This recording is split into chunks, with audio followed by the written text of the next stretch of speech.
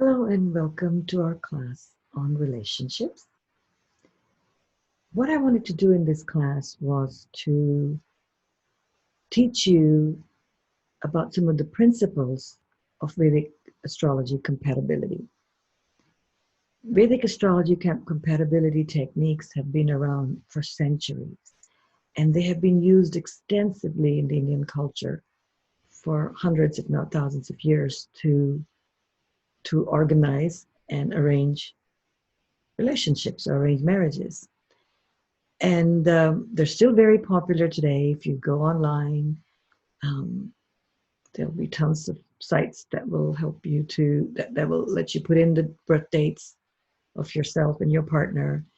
And they'll give you some results.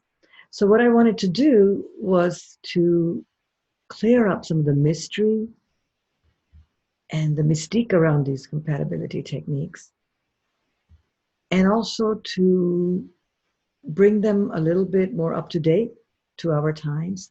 I think what's beautiful about all of Vedic knowledge is that it really doesn't go out of date. It doesn't go out of style.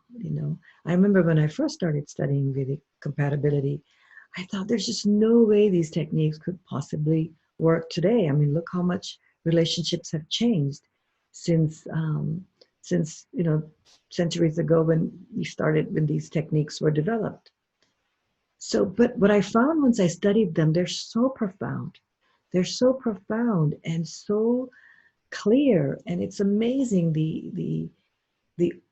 all the topics that we all need to cover and understand to have successful relationships are really, really well covered and organized in these techniques. But I want to backtrack a bit and say that this is a difficult topic to teach, because I also know that a lot of Vedic compatibility techniques have been misused.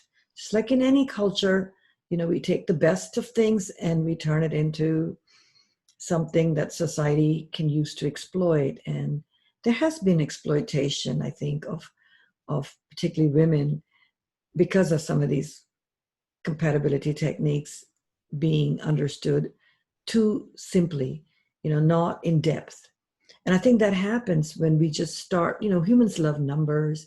They love that, as you will learn, the Ashta Kuta system that we use in Kundalini matching, it's actually a number system. You get a score of 36 points at the highest. And, the astrologer wants you to get at least 18 to 20 to say, yeah, this compatibility will work.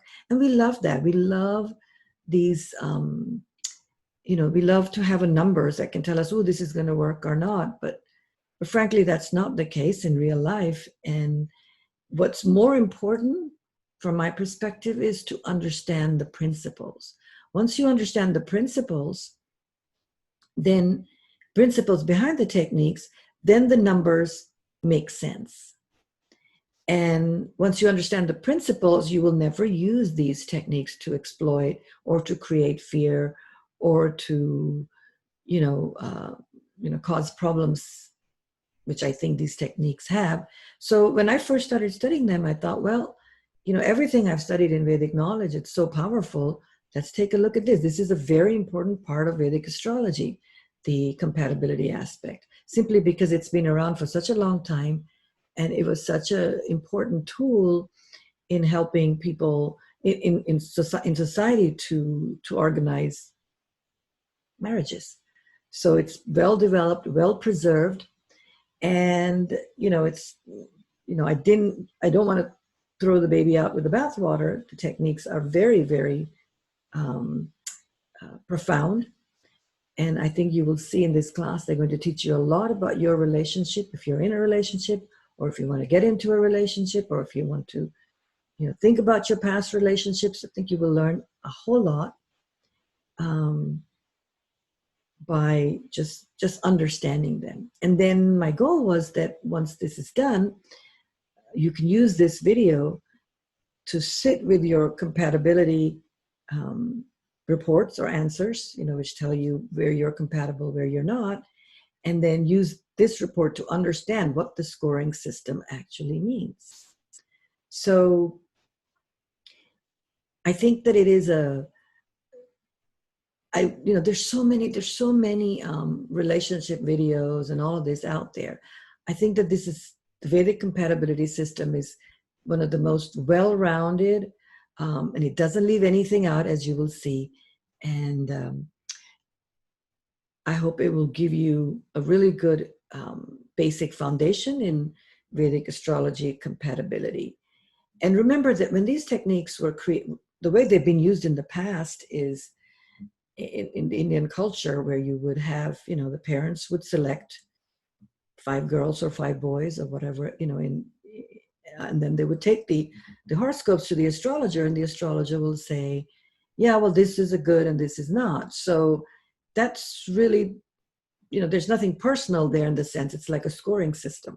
I mean, if you can imagine that. But what happens today is, people come to Vedic astrologers and they say, well, would you do a compatibility? And by the time they arrive here, what you have is you've already got, they may have been in a relationship for 5 years. They may have been married for 14 years. Or, I mean, they're already vested in the relationship, although usually, it's pretty tricky because there's already commitment and time and emotions invested. So I think it's very important for the Vedic astrologer to take that new equation into account when doing the compatibilities. So with all that in mind, I mean, having done Vedic astrology compatibilities for hundreds of couples over the last 25 years, I wanted to make this video to kind of remove some of the mystique, simplify, and help you understand these techniques. And actually, frankly, I think if you understand them and you're willing to develop them, you may not even need to have your compatibility actually checked. Okay?